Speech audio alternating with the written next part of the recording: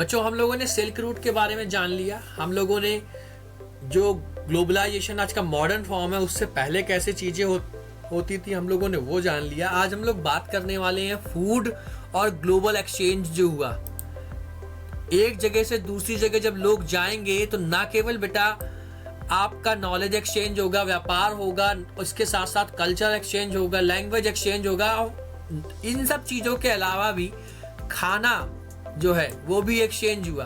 Global exchange, global ideology में क्या हुआ, बदलाव आया। लोगों ने अलग अलग आइडियोलॉजीज को अपनाना चालू किया। लिखा हुआ बेटा क्या, crops like potatoes, corn, tomatoes, chillies. बेटा मार्क कर लो, एमसीक्यू में पूछा गया बहुत बार। क्या लिखा हुआ है, crop like potatoes, corn, tomatoes, chilli. मक्का, आलू, टमाटर और जो मिर्चा है ये सब क्या है, एक समय पर कहां से ओरिजिनेट हुआ, अमेरिका से आया।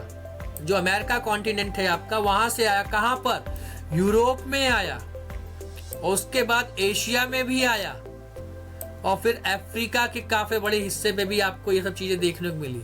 ध्यान रखना क्या बोल रहा हूं मैं, potato, corn, tomato and chilli ये सब चीजें ओरिजिनली आपके देश की नहीं है।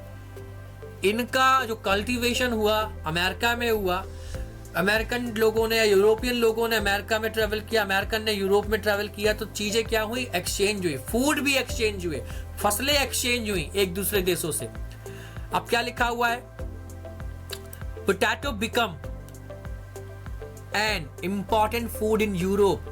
अब पोटैटो जो है यूरोप में एक समय पे बहुत इंपॉर्टेंट क्रॉप बन जाता है, और इसी से रिलेटेड आप ध्यान रखना, ग्रेट आयरिश फेमाइन पढ़ते हो आप।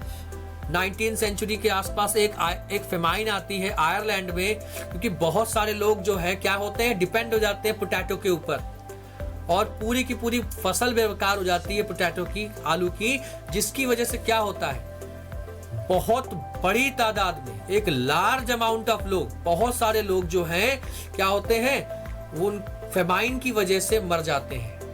मिलियंस ऑफ लोग, पीपल उस समय के हिसाब से, ध्यान रखना।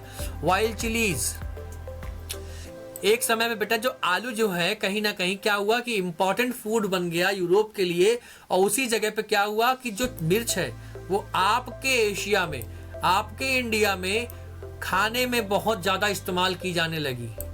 जो आ रहा था अमेरिका से आया, उन चीजों के बारे में बात कर रहे हैं। The food helped to bring together different culture. खाने ने क्या किया, कहीं ना कहीं कल्चर्स जो है अलग अलग एक साथ जो है अलग अलग कल्चर को एक साथ लाने का काम भी किया। नए नए इंग्रेडिएंट्स मिलाए गए अलग अलग फूड्स में। क्या लिखा हुआ, new ingredients were used in cooking. अब अलग अलग इंग्रेडिएंट्स का बारे में हमें मालूम पड़ रहा है। अब जब मालूम पड़ेगा तो बिल्कुल लॉजिकल और ऑब्वियस सी बात रहने वाली है, हम उन चीज़ों को ट्राई करेंगे। आज भी हम लोग करते हैं, देखते हैं बहुत सारी चीज़ों को, हम नई नई चीज़ों को जब जैसे पता चलता है हम लोग ट्राई करना चालू कर देते हैं। तो उस समय पे भी होता था कि हमें जैसे जैसे नए नए स्पाइसेस, नए नए इंग्रेडिएंट्स का पता चलता था, हम उन चीज़ों को कुकिंग में अपने खाने में इस्तेमाल करते थे, ट्राई करते थे रेगुलरली। एग्जाम्पल के तौर पे स्पैगेटी दिखा हुआ है बेटा, जो कि क्या कहते हैं, जिसको चाइनीज नूडल्स कहते हैं। आया कहां से, चाइना से, और आपके देश में, और ये कहा जाए ना केवल आपके देश में, यूरोप में अलग अलग प्रकार से इन चीजों का फैला, ये चीजें अलग अलग प्रकार से ट्रीट होने लगी। चाइना में बॉईल करके इजीली से वो हल्का सा डाल के खाते हैं मसाला वगैरह। आपके देश में अलग तरीके से इस्तेमाल किया जाता है नूडल्स का। तो क्या हुआ कि एग्जाम्पल के तौर पे क्या कि जैसे जैसे चीजों को हमें मालूम पड़ता गया, इंग्रेडिएंट्स का मालूम पड़ता गया, हमने उन चीजों को अपने खाने में इस्तेमाल करना भी चालू कर दिया। द फूड एक्सचेंज, खाना एक्सचेंज हुआ थ्रू द ट्रेड। क्या लिखा, व्यापार के माध्यम से। Spread a global culture.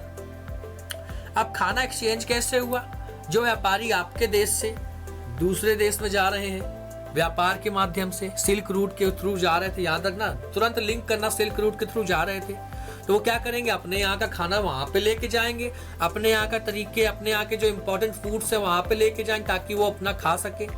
और भाई वहां जा रहे हैं तो ऐसा तो है नहीं वहां के लोग जहां जा रहे हैं बेचने वहां के लोग भूखे रहते होंगे, वो लोग भी कुछ ना कुछ खाते होंगे। तो उनकी जो कुकिंग स्टाइल है, उनका जो कुकिंग मेथड्स है, उनकी जो क्रॉप्स हैं, फूड है, हमें उनके बारे में भी मालूम पड़ेगा।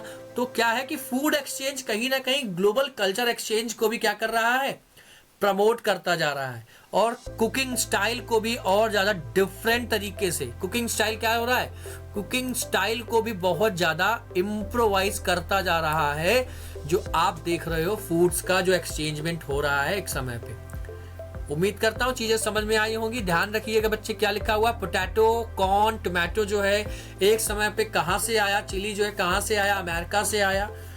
पूरे यूरोप में पोटैटो का जो एक इम्पॉर्टेंट फूड बन जाता है डाइट के लिए, अपनी डाइट को बढ़ाने के लिए। और चिली जो है एशिया और इंडिया में बहुत फेमस होता है। स्पैगेटी याद रखना, ओरिजिनली जो कहाँ से आई, चाइनीज से आई, ये सब चीजें पूछी गई हैं कई बार। मिलते हैं नेक्स्ट वीडियो में। उम्मीद करता हूँ यहाँ तक चीजें आपको बहुत अच्छे से समझ में आई होंगी। Thank you so much.